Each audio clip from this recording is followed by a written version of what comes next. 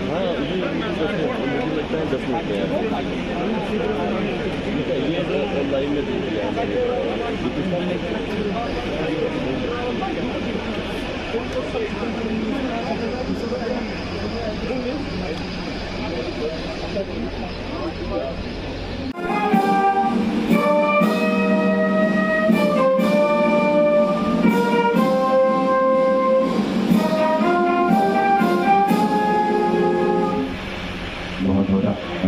पहली बार अपनी गाड़ी में ऐसे चलाया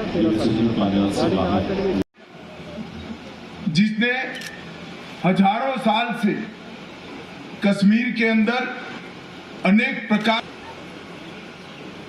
प्रकार की संस्कृति के मिलन के स्थल बनने का इसको सौभाग्य प्राप्त है। यही झेलम ने आदि शंकर को भी देखा है। यही झेलम ने यहाँ पर अनेक प्रकार की संस्कृति के मिलन की साक्षी बनी। ज्ञान की तृषा, ज्ञान का अनुसंधान और फिर निर्णय पर पहुंचने की प्रक्रिया, ये तीनों हर क्षेत्र में, चाहे क्षेत्र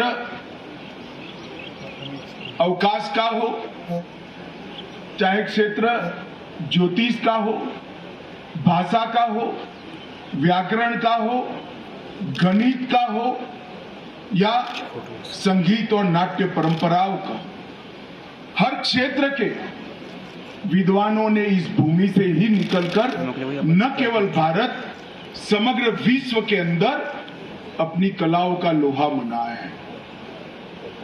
यही क्षेत्र के अंदर सूफी संत भी आए, यही क्षेत्र के अंदर बुद्धिस्ट भी आए, यही क्षेत्र के अंदर शैव और वैष्णव परंपराओं ने भी अपनी परम सीमा को छूने का काम किया।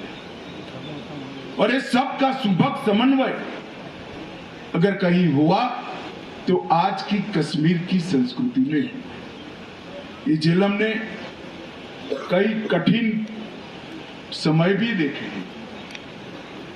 वितस्ता की धाराएं कई बार खून से लथपथ भी हुई, धर्मांध लोगों के हमले भी देखे हैं, अनेक राज परिवर्तन देखे हैं, आतंकवाद की भीषण विभीषिका की ये झेलम साक्षी रही है।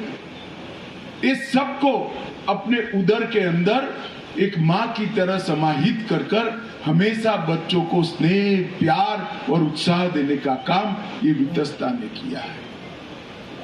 जो ये झेलम को नदी मानते हैं वो शायद मानव संस्कृति को और मानव संस्कृति की ऊंचाई की पहचान नहीं रखते। ये झेलम मानव की सभ्यता का सबसे उच्चतम स्तर की मुख्य साक्षी ये वितस्ता है।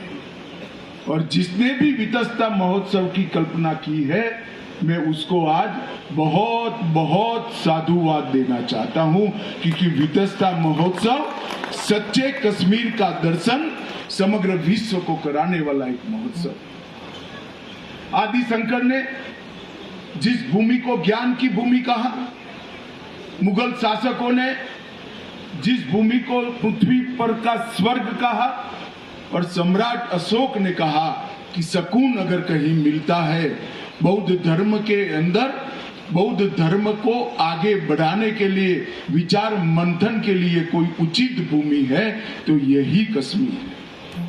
और ये साला यही वितस्ता के किनारे पर हुआ है। संस्कृति एक साल में नहीं बनती, संस्कृति एक विधा या एक कला से नहीं बनती।